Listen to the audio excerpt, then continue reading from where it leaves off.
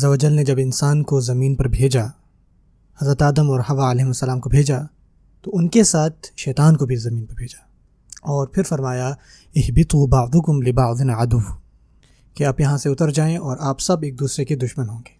اس کا معنی ہے کہ شیطان جو ہے وہ انسانوں کا دشمن ہوگا اور وہ یہ یقینی بنائے گا کہ مرد جو ہے وہ عورت کی دشمن ہو اور عورت جو ہے وہ مرد کی دشمن بنے۔ اس سے جتنا بن پڑے گا وہ اتنی ہی عداوت جو ہے وہ لوگوں میں پھیلائے گا۔ ان الشیطان ینزع بینہم، شیطان تمہارے درمیان جو ہے وہ جھگڑے ڈالے گا، مسئلے ڈالے گا۔ اب جب سے انسانیت شروع ہوئی ہے اور اب تک جو انسان جو ہے وہ سفر کر رہا ہے، چاہے وہ ان کی نجی معاملات ہوں، چاہے وہ قومی معاملات ہوں یا بین الاقوامی معاملات ہوں، سیاست ہو، ہر جگہ آپ کو کھنچاؤ ملے گا۔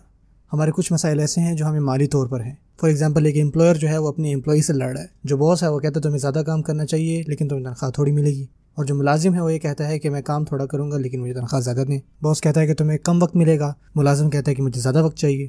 جو حکومت ہے وہ کہتی ہے کہ آپ کو اور ٹیکس پے کرنا چاہیے، اور لوگ کہتے ہیں کہ ہم کم ٹیکس پے کرنا چاہتے ہیں۔ حکومت کہتی ہے کہ ہم زیادہ سروسز آپ کو نہیں دے سکتی، لوگ کہتے ہیں کہ ہمیں ٹیکس کم کریں، سروسز زیادہ کریں۔ آپ دیکھتے ہیں کہ لوگوں اور حکومت کے درمیان بھی ٹینشن ہوتی ہے، مرد اور عورت کے درمیان بھی۔ آپ شادی کے معاملات دیکھ لیں، معاشرتی معاملات دیکھ لیں، ہر جگہ۔ اور ان تمام جھگڑوں میں ہر طرف جو ہے وہ سمجھتی ہے کہ وہی ٹھیک ہے۔ مثال کے طور پر اگر کوئی ڈیورس کا کیس چل رہا ہے یا دو فیملیز میں کوئی جھگڑا ہو گیا، ان کا کیس ہے اور وہ عدالت میں جاتے ہیں فیصلے کے لیے، اگر وہ جج جو ہے وہ آدمی ہے یا جج عورت ہے تو اس سے ڈفرینس پڑے گا۔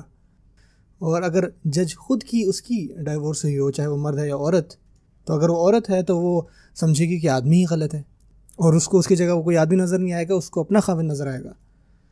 اور آپ کو پتہ بھی نہیں چلے گا، کیونکہ انسانوں کے اندر یہ چیز ہے کہ وہ بائسڈ ہوتے ہیں، ان کا رجحان ہوتا ہے، اور یہ چیز آدمی کے ساتھ ہے۔ وہ ہو سکتا ہے کہ ایک طرف بائسڈ ہو، ایک طرف جھکا ہوا ہو، اور بات یہ ہے کہ اللہ سبحانہ تعالیٰ نے ہمیں ہدایت دی، اور اللہ نے ہدایت دی کیونکہ اللہ تعالیٰ مردوں سے بھی محبت کرتے ہیں اور عورتوں سے بھی محبت کرتے ہیں۔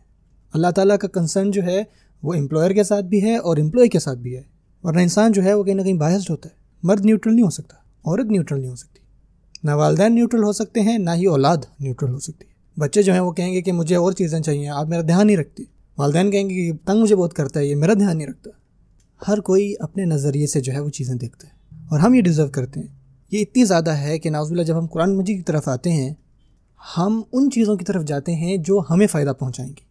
والدین جو ہے وہ قرآن مجید میں صرف وہی چیزیں ڈھونڈیں گے جو کہ والدین کے حقوق کی بات کرتی ہیں، تاکہ وہ اپنے بچوں کو بتا سکیں کہ قرآن میں آیا ہے وہ بالوالدین احسانا، کہ اللہ تعالیٰ کہہ رہے ہیں کہ اپنے والدین کے ساتھ احسان کا معاملہ کرو، سب سے بیسٹ۔ ہر بندہ حقوق کی بات تو کرتا ہے لیکن ہر بندہ ذمہ داری کی بات نہیں کر رہا۔ اور دوسری طرف جو خاوند ہے وہ حدیثیں بتائے گا، آیات بتائے گا، اور بیوی کہے گی کہ آپ کون سا صحابی ہیں۔ ہر انسان چاہتا ہے کہ اسلام کا کوئی نہ کوئی پارٹ لے لے تاکہ اس کو استعمال کر سکے اپنے حق میں، بجائے یہ کہ وہ خود ذمہ داری اٹھائے۔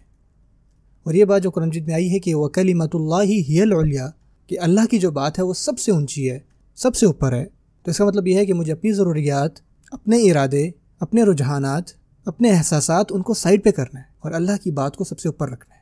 اور اگر میں ایسا نہیں کر پا رہا تو میں نے ابھی تک اللہ تعالیٰ کی بات کا وزن نہیں سمجھا، اور اب تک میری خود کی فیلنگز، خود کی وانٹس اللہ تعالیٰ کی بات سے زیادہ ہیں۔